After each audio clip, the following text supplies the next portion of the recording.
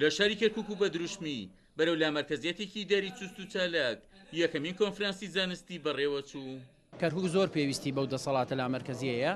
پێویستێتی بە فعلی بێتە لا مەرکەزی، چونکە تاکوی ئێستاکە بەڕاستی شتەکان زۆر تاخیربوونیتیایە و زۆر شتیتیایە تا ئیستا نەکراوە. کۆچ ئازانین ئەگەر بمانەوێ ئێمە کۆمەڵی کێشە نەمێنێ، کۆمەڵەشت بەرەو پێش بچێ، کۆمەڵەشت بگێتە ئەوەی کەوا بێتە ئەو پارێزگایی بتوانین هەر هەمومان پێکەوەیشی لەسەر بکەین، بەڕاستیە بێ ئەو لا مەرکەزیەتە بکرێ و بەو شێوازەیشی کەوا ئەو توێژەرانە تەقدیمی ئەکەن بۆ ئەم شارەی خۆمان کە ئێمە ئێستا لەم کۆنگریا کۆبووینەتەوە. لامەرکەزیەتی ئیداری نامەرکەزیەتی ئیداری زۆر گرنگە و زۆر پێویستە بۆ پارێزگاکان و بە تایبەتی شاری کەرکووک لەبەرەوەی بەپێی دەستوری عێراقی و بەپێی ئەو یاسانی کە ئێستا ئەمڕۆ نافدە لە عێراقایە لە سەرجەم عێراقدا و بە تایبەتی شاری کەرکووکیشتە و پارێزگایانەیەکەوە ڕۆڵێکی زۆر گرنگی هەیە لە ئەم بارودۆخی ئەمڕۆدایە. باس لەواکەین ئەگەر هەموو دەسەڵاتەکان بە شێوەیەکی یاسایی نەقل نەکرێ بۆ شاری کەرکووک ئەمڕۆ وابزانم تووشی گرفتێکی یاسایی گەورابینەوە. لەو کۆنفرانسەدا لە ڕێخستنە ڕووی چەند توێژینەوەیەکەوە جەخل لەسەر پێدانی لا مەرکەزیەتی داری بە پارێزگاکانی عێراق کرایەوە.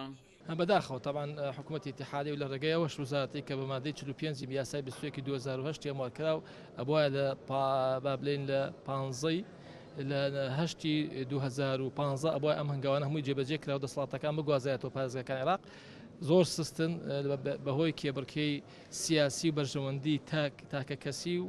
حزبایەتی و کوتلە سیاسەکەی ناو عێراق و فشاریان بەسەر حکوومەتی اتحادی و وەزارەتەکانیان بەداخەوە دەسەڵاتانە تا ئێستا تا ڕادەیەکی زۆر کەم گواستراوەتەوە زۆر بە سستیش ئەوەش کە گوازراوەتەوە لە بەشە ئەرکەکانە لە بەشە مستحقاتەکان نییە شاری کەرکووک مەینەتێکی زۆری کێشەوە کە حکوومەتی اتحادی تا ئێستا زیاد لە 2 تریلیۆن خەرزارە بێجگە لە دەسەڵاتەکانی تر کە لە ڕووی ئابووری و لە ڕووی ئاودانکردنەوەیە. نەعەدالەتیەکی جوغرافی هەیە لە نێوان پارێزگاکانە ئەوەی کە لە هەولێرا دەکرێت قەت لە سلێمانیا ناکرێت ئەگەر بی بە ژمارەی سوکان و بە ژمارەی پرۆژەکان حسابیکەی ئەبینی کە یعنی جوان بۆ دەرەکەوێت کە چ جۆرە نەعەدالەتیەکی جوغرافی هەیە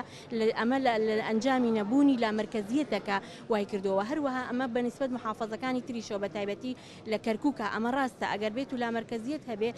کەرکووک چۆنەڵی ژێرەکەی هەمووی ئاڵتونە ئەگەر بێت و لەو لا مەرکەزیەتە ئەو داهاتی خۆی بۆ کەرکووک خۆی سەرف کرایەتەوانێ ئێستا وەزعی زۆر باشترە بوو بۆیە نیزامی لا مەرکەزیەت یەکێکە لەو نیزامانەی کە